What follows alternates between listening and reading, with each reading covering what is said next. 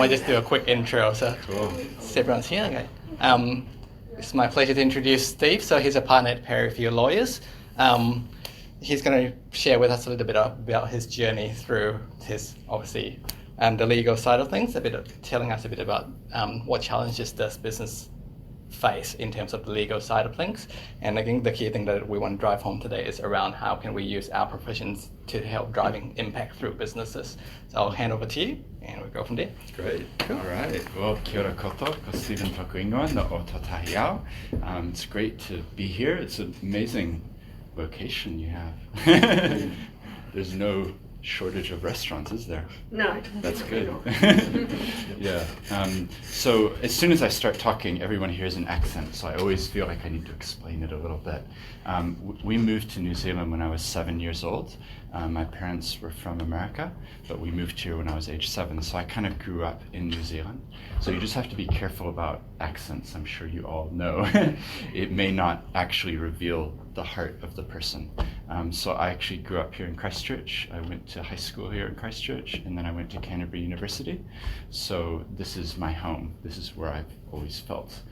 I'll tell you about some of my travels, but this has always been the place where I can drive and kind of know where things are without looking on a map. You know, that innate sort of, I know where I am.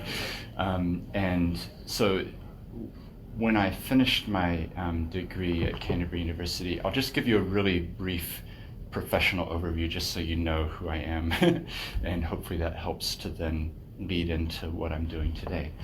So I went and worked at a law firm called Russell McVeigh in Wellington, and was there for 3 years, and I was working in their corporate and commercial team, so doing lots of mergers and acquisitions and things, people buying this, selling that, terms and conditions of trade, all that type of thing. But I met my wife in Wellington, and she's from England. And so we thought, actually, let's go for a 1-year OE. So we went for our 1-year OE to London, and I worked at a law firm called Norton Rose Fulbright. And that's like the next level, like New Zealand law firms, there's some big ones, but this was like 4,000 lawyers, 55 offices, 8,000 staff, one of the global firms. So it's very different to working in a New Zealand firm. And I was based in London for 3 years and always in the corporate commercial area. So listings on stock exchanges and buying and selling things in Africa or, Asia or whatever. It was really fun. But we also realized that London wasn't going to be our long-term destination. We always wanted to come back. So remember, we were gone for 1 year, right? A 1-year OE. It had become 3 years. And I speak Japanese, so they found out that I had some cultural understanding, and so they sent me to help set up the Tokyo office. So I was based in the Norton Rose Tokyo office for 4 years. And again, that 1 year became 7 years. And had a great time, though. And I did what's called a secondment. So I had 2 years in-house at one of the biggest trading houses in the world called Mitsui. So it's a bit, if you think of Mitsubishi, you probably have heard that, basically they buy and sell everything. They're called a trading house. So everything in this room, they would have a subsidiary that makes plastic, sells plastic, ships the plastic from here to there. So it was a really fascinating place to be. And again, that was 5,000 people in one building, all working for that company, and 40,000 employees worldwide. I'm only saying this so you know my context and what I've seen in the past, and now coming back to Christchurch. And so we were there for 4 years, and then wanted to come back to New Zealand, but there was no office in New Zealand for that law firm. But there was an office in Sydney, so we moved to Sydney for 4 years. So my 1 year ended up being 11 years outside of New Zealand, but all the while getting amazing experience and really enjoying it. But my kids, I've got 4 young kids, and they came home one day singing a beautiful song, and it was the Australian national anthem. and we thought, it's a lovely, this is nice. They're learning Waltzing Matilda, and they're, green and gold and everything, but is this what we want as an identity? And I think as an individual, you kind of have to ask those questions where do I want to be when I retire? You're all quite young, so you're not asking those questions, but eventually you'll be like, is this the place that I should build my networks and establish my roots? Or should I get to the place where I want to do that? So that was 3 years ago. And we thought, actually, no, New Zealand is it. Okay, it's probably Auckland, or maybe Wellington, maybe Christchurch. And we thought, actually, because I'd grown up here, Christchurch was home. So we thought, let's go be part of the rebuild, be part of the new wave of enthusiasm, and be part of something from the ground up. So we moved here 3 years ago, and I joined this firm called Perryfield Lawyers. Some of you may have heard of it. It's been a little bit under the radar, I think, but we're in a real growth expansion phase, which is really exciting. And I deliberately chose them rather than joining one of the bigger national firms, because I actually thought I can have a real impact from a smaller firm like this. So there's 50 people who work at Perryfield, so it's not tiny, but equally it means that, probably is similar to your sort of environment. You can service the clients, and in our case, we have no real estate in Auckland. It's a Christchurch-based, been around for 70 years. And within that, I'm in the corporate and commercial team, so continuing to do company work and buying and selling things and doing lots of contracts of different kinds. But I think the reason Safe asked me along today is that I've had a particular area that I've gotten really interested in called social enterprise. So I'm going to share a bit about that with you, if that's okay, and also share some other resources and things, because I think as professionals we owe it to each other to help each other if we can, for the benefit of our clients. And so if there's resources out there that maybe have helped you, then I'm sure you have things that I can learn from as well. Yeah. So that's just a little bit about my journey. So sorry to take so long on it, but I think it helps to ground sort of who I am and my background and where I've come from in terms of, I've actually worked at quite big law firms, and now I'm back here in Christchurch. So I'll pass this around, and then you can just kind of flick through it. But I wrote this book about 2 years ago. So it's called Social Enterprises in New Zealand, a Legal Handbook. And this was, at the time, there was something called the World Forum for Social Enterprise being held in Christchurch. So some of you, it may have been on your radar, it may not have been on your radar, but there was 1,600 people that came from around the world to Christchurch and attended this conference. So it was a really major event. So I put this out to coincide with that. And as a result, I've now gotten to know many people involved in social enterprise in New Zealand. So I'll just have a quick flick through and pass it on, just so you see. And Safe, I've emailed this to you as a PDF. The intention behind it is to make it open sourced and available. There's no money making from that resource. It's about empowering people to understand what social enterprise is.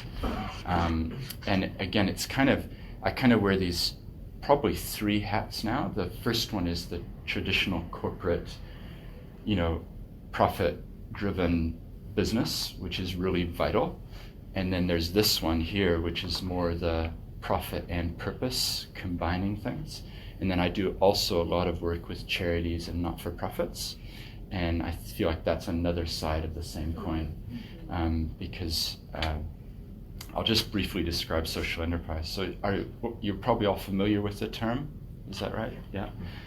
The way I describe it, and I'll just briefly outline it, is on this side of the table, we've got the profit-making, that's the main driver for the company type of entity. And over here, we've got the charitable, we're in it because of our hearts, we want to help people type of entity. And I think social enterprise is sitting here in the middle, and it's kind of taking the best of both sides. So I want you to imagine that you're at a dinner party, and you meet someone who says, I've got this great new idea. And you say, well, what is it? They say, well, I've developed this new software application, and it's going to reduce credit card fees. And immediately your mind is probably thinking this side of the table, right? Like, wow, you're going to be able to sell that to PayPal or Google, or, and also it's probably jumped to, you've got a corporate structure with shareholders. You're going to issue shares for investors to get a stake in this profit-making company. That's just the paradigm of our current thinking, is that if it's profit-making, it's probably a business that's going to have shares and dividends, and that's the language. Whereas if the same person said, I've got this great idea, what is it? Well, I want to help children in this impoverished part of Christchurch. I want to set up some holiday clubs for them, and I want to run some events. Immediately your mind, because we're all in the existing paradigm, immediately your mind is probably thinking on this side of the table, which is, are you going to have a charitable trust? Who are your trustees going to be?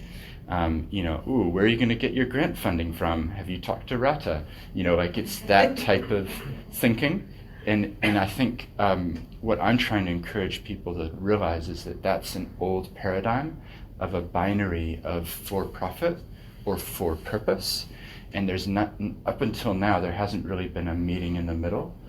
And what social enterprise says is actually, maybe you can combine the best of the for-profit and the for-purpose. So the person who set up the charity to help the children probably were motivated by their heart, right? Like there's heart motivation. You can immediately be, I'll donate you $100 for that. It's getting at your heart. Whereas this person over here, it's probably their mind, the rational, how much money will I make, the profit.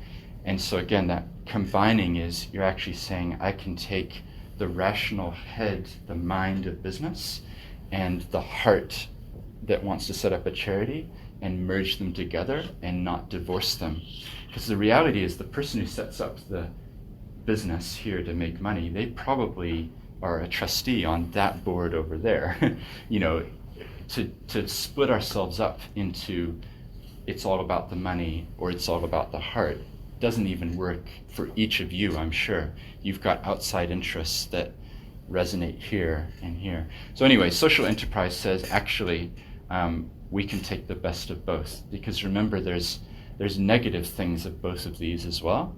A charity can't issue shares in a company, so it can't have investors in the traditional sense, whereas a for-profit company can't apply for grant funding and can't get some charitable donations.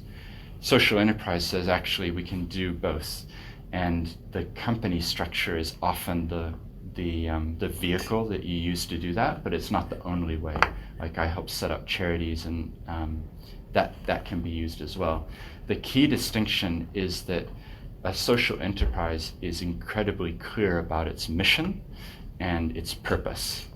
So if you go look at the Companies Act and what's required in a company's constitution, you don't actually have to say what you're there for. There's no requirement for a mission statement. In fact, there's no requirement for a constitution. It's very, very do what you want, make your money, Whereas charity, you have to be really clear about your purpose, and it has to be a charitable purpose. So there's 4 categories of charitable purpose: advancing education, relief of poverty, advancing religion, or purposes beneficial to the community. So those are the 4 heads of charity. So you have to be really clear about your mission on this side. You don't even have to say what it is on this side. So a social enterprise takes the best from here and says, we are clear on our mission, but we're not going to be reliant on grant funding and donations, which often are at the whim of the political cycle. So we're not going to be reliant on that. We're going to learn from this side of the table, and we're going to build into our business a way to make profit so that we can self-generate and be long-term sustainable. And the key bit is that the mission has something to do with the business, so that the business itself is advancing the mission. So you have to think about that for a second. Inherent in what the business is doing, it's actually advancing the mission. So it's easiest if I give you some examples. So, hey, over on this side of the table, I want to start a cafe, which is probably not as easy as you think, as I'm sure all of you know. But people do it all the time. Hey, I want to start a cafe. It's going to be great. I'm going to make lots of money. And then on this side of the table, I want to help people with disabilities. And so social enterprise says, actually, let's have the cafe, let's have the hopefully profit-making venture. We want to help people with disabilities. Let's take the heart over here. In our cafe, we will employ people who have disabilities. So you get what I mean? So the very business itself is promoting the mission. So it's not about the business saying, we're going to make some money to give it to you to go do the work. It's actually saying, we're here as a business. We are employing the people that we care about in a self-generating way that means that we can continue on in the future. So that's really the heart of what a social enterprise is. And because it's become a trendy word, I'm seeing it more used by people on both sides. And actually the charity might describe it as a social enterprise, but it's probably more a charity. And equally the profit-making venture, like I'm sure at some point we'll see social enterprise, Coca-Cola, because it's becoming more of a people, like you all nodded when I said the word. It's kind of like, I kind of know what that is. But hopefully you see the difference is that the company itself has its mission to advance a particular purpose. By existing and by providing employment, it is fulfilling that mission. So in my mind, that's the really key distinction. And the danger is if we slip into, let's put a label on it, social enterprise, and everything, that will water down the true impact that this new paradigm of thinking can have. So the thing I'd encourage you to be, this is the challenge, is I believe we operated in the old paradigm. So when you first started, when you were studying, it was probably in your mind, even if you hadn't articulated it, you probably have thought in terms of profit-making companies. Oh, you're a charity, donations. And what I'm suggesting is that increasingly, I think you're going to find your clients are talking the language of, we want to fulfill a mission or a purpose through our business or through what we do. So the point is that you can help service your clients better if you understand these distinctions. And that's what I'm trying to do, is empower you to be able to have a conversation with a client who's more at this end of the table and at this end of the table and say, well, have you thought about this in the middle?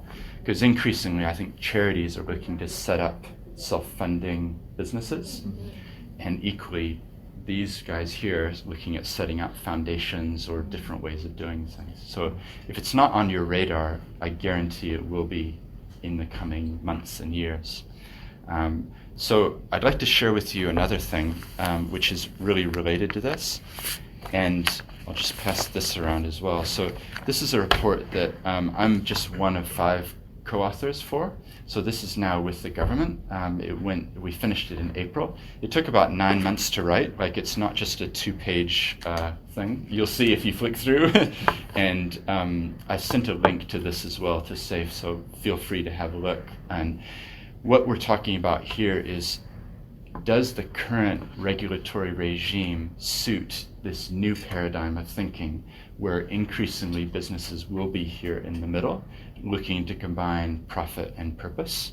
And our answer is probably we could do better. So I'll pass this around.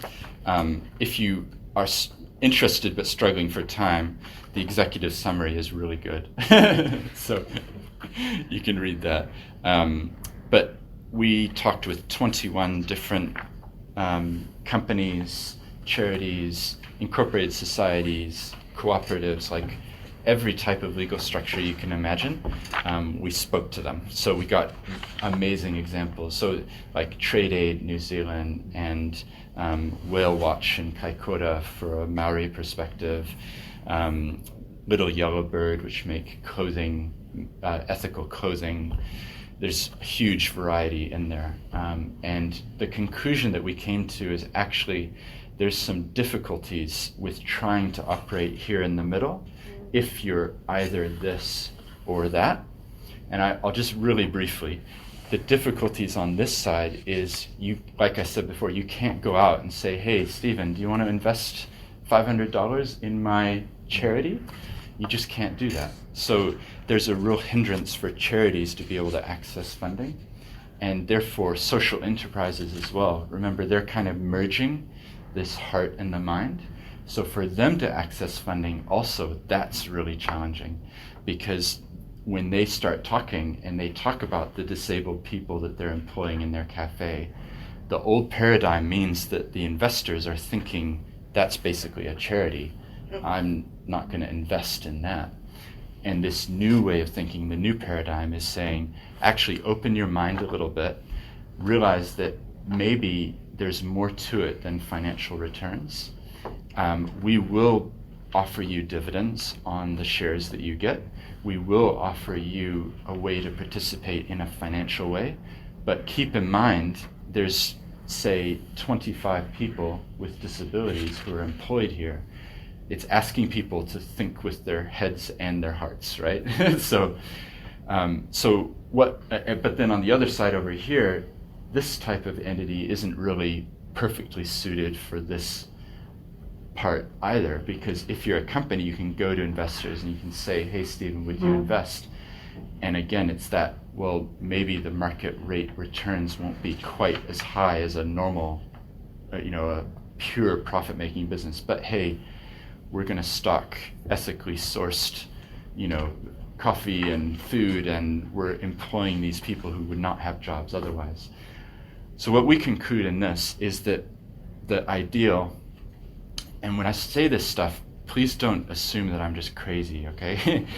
In England and Wales, they have had a new form of entity for more than 10 years called a community interest company. It's called a CIC. Like, it's legitimate. It's been done in the world. So I'm not proposing something that's completely like, wow, he's off the planet. In Canada and the US, most of the US states, they have something called a social benefit corporation, which is this hybrid that sits in the middle. So what we conclude in this report is that if we could tweak the Companies Act to require companies to articulate their mission and report on the impact that they have, then they would be able to call themselves impact companies or some other label. It's up to discussion. But the point is, there would be a slightly tweaked category of profit-making company which recognized that there is something different about this middle ground that's merging the two. And we think, the co-authors of the report, we think that actually that would be a really positive thing for New Zealand, because it would encourage entrepreneurs. Because honestly, I'm sure all of you meet young graduates as well. In the interviews, it's not just about how much money am I going to make? Do I get a company car? Like that type of a question. It's going to be more and more, it's going to be, well, what impact will my role have on the planet? And we saw that just like recently, didn't we, with climate strikes? Like the next generation is asking these questions. So the point is, if there was a new category of company that was called the impact companies, then our feeling is that it would actually encourage more and more investment, more understanding that there is this middle ground between profit-making, purpose-driven, and it would be incredibly positive for New Zealand. So my understanding is that report is sitting in government, being reviewed and looked at by hopefully the right people. It's a bit of a, you don't know exactly what's happening, but certainly it resonates if you talk about well-being budget. What are we talking about there? It's more than just the numbers. It's more than just the GDP. There's more to life than how much money we make. We need to look after our communities and our, and Treasury has been doing a lot of work in terms of the living standards framework and actually having measures for our society that go beyond GDP and go beyond, what's the average wage. And I think this resonates, like this is where we have to head. It's not a case of business as usual. We actually need to reinvent for the future to put it in big picture for the future of our planet, we've got to question how we've done things in the past. So I kind of talk about the old paradigm and the new paradigm, and my hope is that doing this kind of a presentation and a talk, at least it will unlock that opportunity for you, because our roles as professionals in talking with people, with our clients, I think is if we can help them on a journey as well, then that's got to be more satisfying than just calling the client saying, hey, you made this much money. If each of you could be empowered to say, actually, what's your role within our world today? So so that's some of the work that I've been doing, just to explain a bit about me. And then I just thought I'd share a couple other resources as well. I mentioned the other side of the coin, which is charities. So I do a lot of work with charities and not-for-profits, particularly helping them set up their structures at the beginning when they're not sure what's best. So I'll pass this around. This is a seminar we did for the Law Society recently, looking at some of the changes that have come in recently. Do you deal with many charities and not-for-profits, or from time to time? Yeah. And obviously we're some of those people that sit on those boards as well. Yeah, exactly. Yeah, so I think it's worth us all, being aware of developments. So maybe just to highlight one, charities up until 1st of April, if you had 50% of your operations within New Zealand and 50% offshore, you qualified as operating wholly or mainly within New Zealand, and you qualified for the tax exemptions that result, which are pretty amazing. Tax donee status. You can give receipts to your donors, which is a huge incentive, to get more people to donate. If you can give them a third back, that's really amazing. IRD changed their guidelines for what wholly or mainly means, so they've changed it from 50% to 75%. So it's actually quite a big jump. Initially, they were proposing, some of you may have seen it or commented on the proposals, but they were saying it would be 90%. So 90% within New Zealand would qualify as wholly or mainly, but there was a lot of pushback on that, so they ended up at 75%. So the point is that you may know organizations, and if particularly honestly, this often comes up for religious organizations where they have an orphanage in Thailand or something, or a Fijian nurses association or something, where they're actually sending quite a lot of money offshore. Just keep in mind that there's now a threshold, which is 25%. So if more than 25% is being used offshore, they may no longer qualify for operating wholly or mainly in New Zealand, which means they may no longer be able to be tax donee status, which has huge implications for their donor base. So it should be on your radar if it's not. Yeah. What's that? Sorry? All the Catholic entities, I used to do a lot of work with nuns, and they have to pay quite a sum to the Pope every year. Right. Yeah. So that would be an example, at least particularly for all of you, you're I purposely became a lawyer so I don't have to look at numbers, right? But for you, accounts and balance sheets and there's this line item here of Fiji, or Indonesian tsunami fund or whatever it is, it can, the point is at least it'll be on your radar that what's this line item? That's 27%, that's interesting. And so just be aware of it, that's all. But it is a 3-year rolling average. So if there was a tsunami and everybody was like, we got to help, it could be balanced out in the coming years.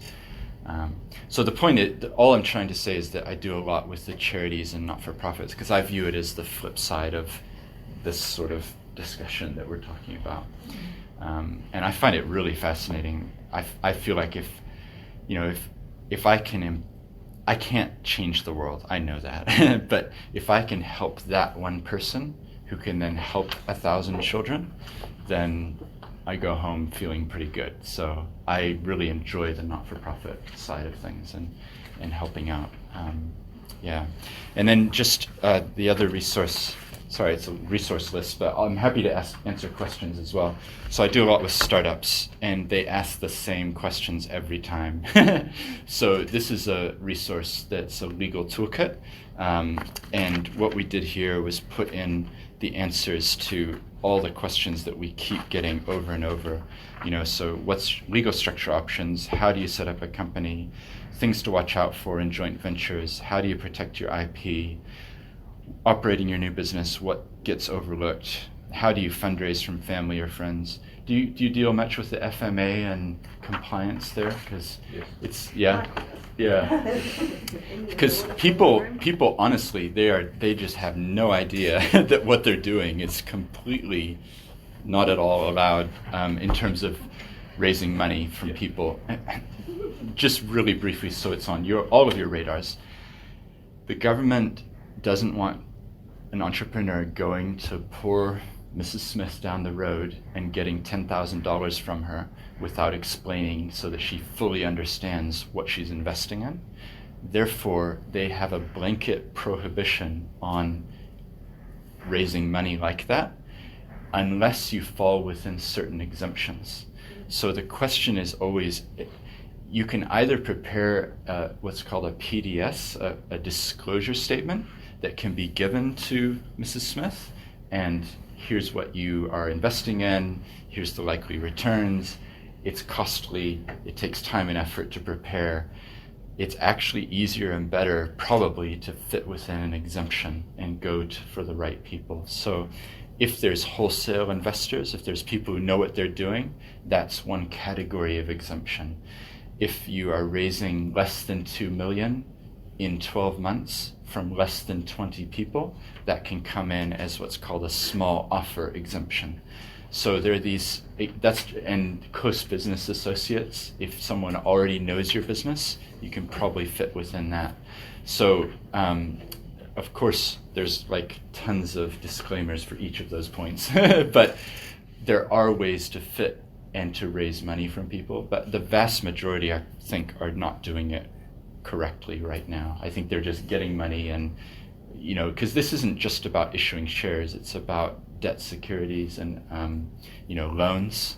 That's a form of security as well. So probably people that you're dealing with are breaching the law without even knowing it. So at least if it's on your radar, you can ask them questions and say, you're going to raise $100,000. That's great. Who are you getting it from? What documents have you got in place? Have you thought about where they fit? So I'll just pass this around. The point is, it's another resource for people in startup phase, which I'm really excited that in Christchurch there's a lot of that happening. There's a lot of people, I think, because the earthquakes really shook up people's ways of thinking as well. Yeah. Is that more focusing on the corporate side of things, Steve? That would be more on this side of the table. Yeah. I mean, in terms of startups, I'm seeing huge amount here in the middle for social enterprise. So I'm busy helping people who want to do that. What sort of are the kind of best examples of?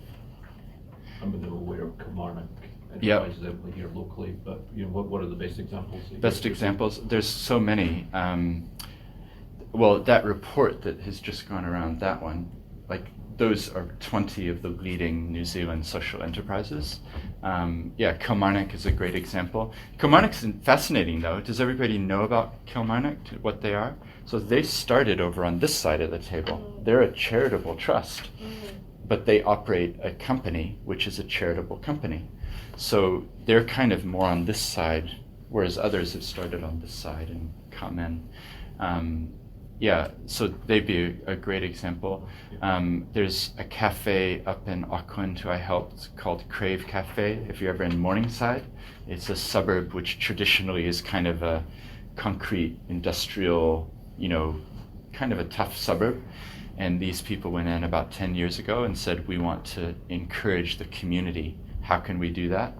Food, people. So their driver for starting the cafe wasn't to make money.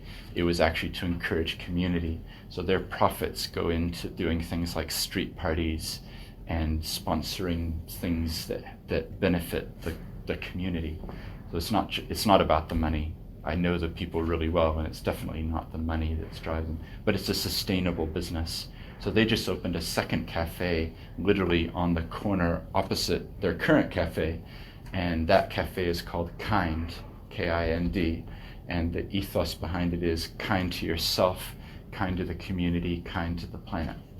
So that's definitely within the middle here. It's, it's not, this is not a Starbucks talking. This is a, how can we help our community?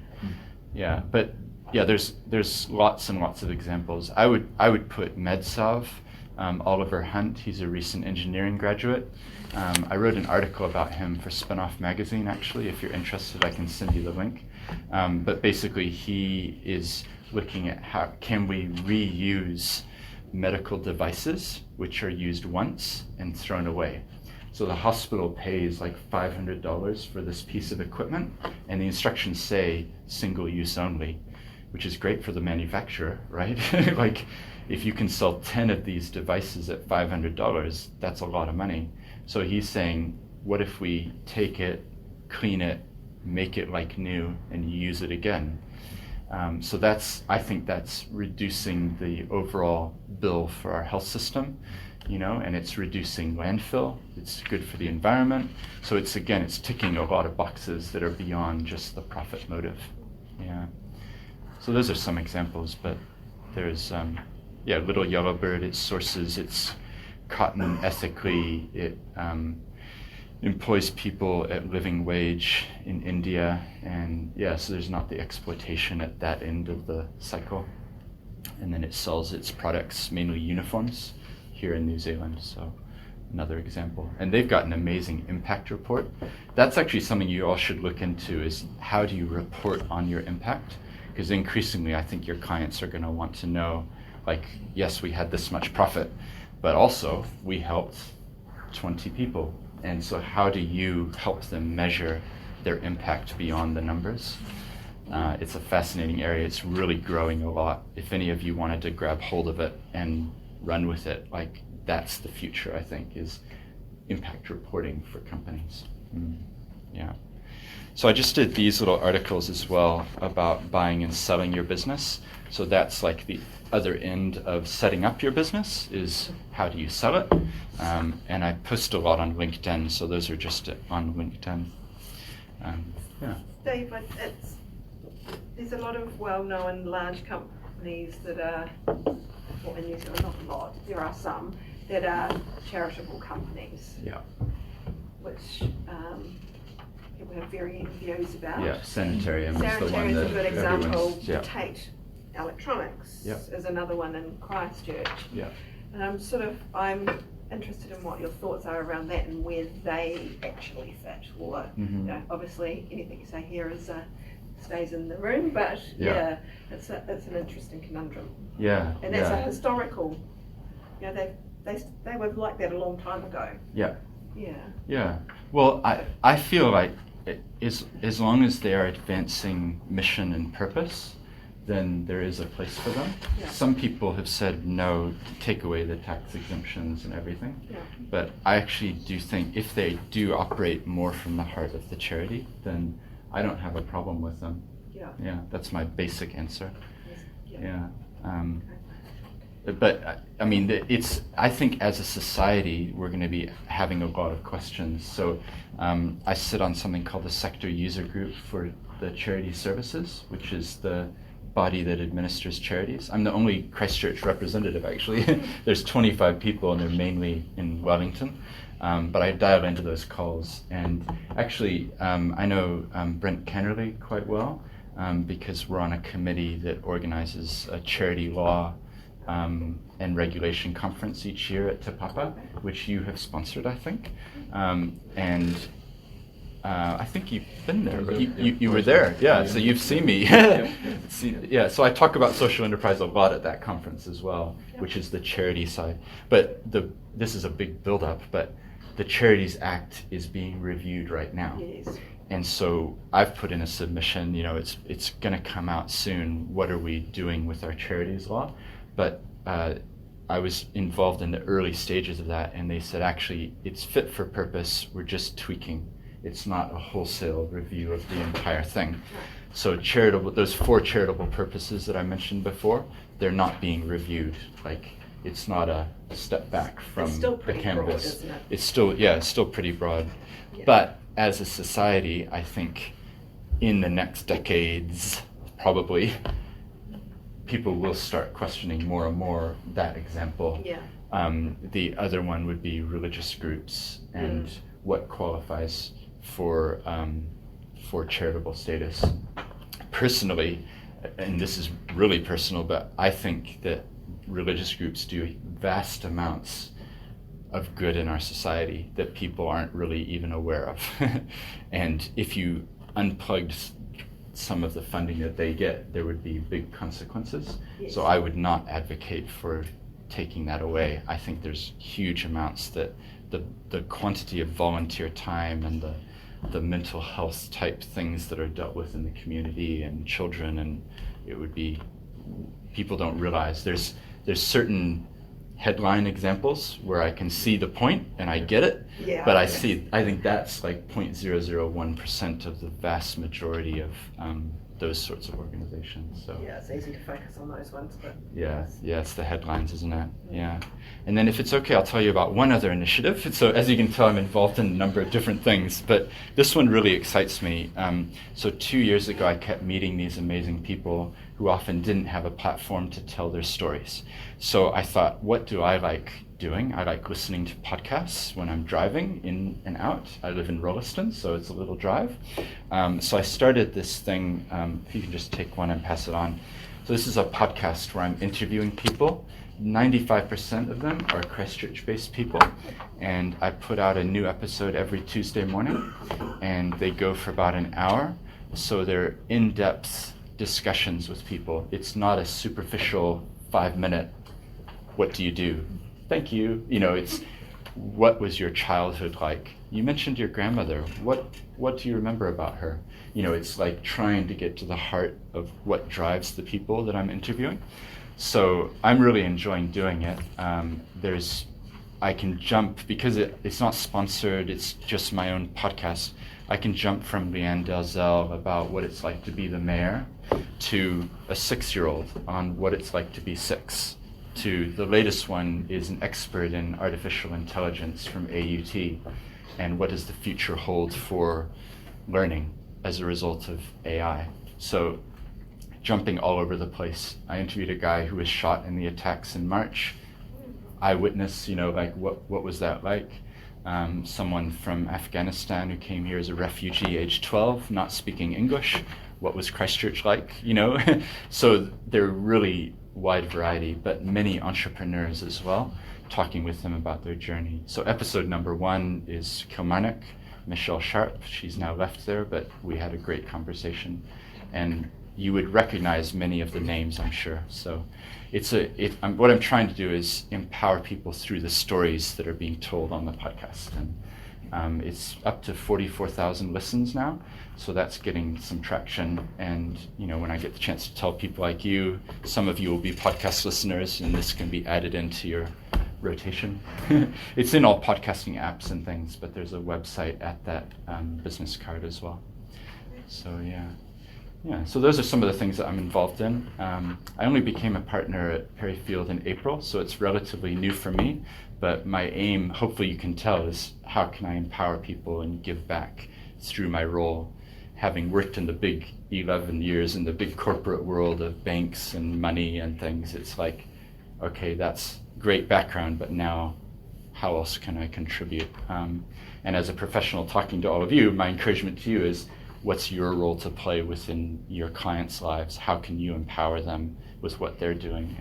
And take your skills and things that you've learned and use it in a really purposeful way. It's not just about showing up and sitting in front of a computer. You have skills that you can actually use for good. Yeah. So that was all I wanted to say. Does anyone have any questions? I do. Yeah? Can you talk about, just following your 3 paradigms that you mentioned, what do you think is so important for charity to start thinking about becoming a business and business doing the opposite way? And what do you think is kind of stopping or slowing it down from your third paradigm shift? Yeah, I think the problem is that it is these old paradigms of people thought one way or the other, black or white, and so they haven't seen that there's an option in the middle. So the charities that I meet with, they're still so ingrained in the, I'm going to get donations, I'm going to apply for funding. You know, it's hard for them to get over here. Also, they often don't have the skills or experience yet of the businesses. So there is some cross-fertilization that needs to happen between the two, I think. And that's why it'd be great if more sort of joint ventures could happen, where the charity has the heart and the business has the mind, and they come together to come up with something new. I think that has real potential. But hopefully, you know, this sort of conversation, and you know, each of you can go away and you can talk with someone, and that's how culture shift happens. It can't just be a headline. It's got to be much deeper than that.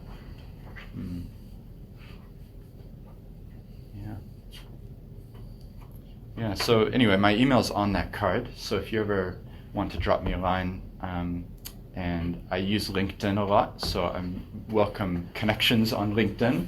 I think that's a great platform to share things and to connect with others. But our office is in Riccarton, which isn't as far away as you might think. Well, it's got one of the best cafes in town just down below it. It does, So. yep, Park Ranger. Yep, it's literally, yeah, I mean, I was literally in my office sending an email to you at 12:20, and then I was here at like 12:28, like, and parking and everything, you know, and I wasn't speeding. So it's not that far away. The one other thing to mention is that we have a Hokitika office. So as far as I know, we're the only law firm with a presence on the West Coast and here. And we also have a Rolliston office. So we view that as a growing area. There's 20,000 people in Rolliston now, like it's skyrocketing. So we've got a presence in Rolliston. Again, I think there's only 2 firms out there. Yeah, so, yeah, thank you. All right, I'll just say thank you, Stephen, for coming along and share with us, obviously, your perspective about your journey and how, I guess, as part of our profession, how we could influence others to think outside the box. And obviously, it's becoming more and more important to think about all these things. So thank you for your time, and I really appreciate all your work. So we little tokens, yeah. Great, thank you. Keep them ready. Thank you. I appreciate the opportunity. I think there's lots of synergies between Perryfield and what you all are doing, so I welcome the chance to develop the relationship.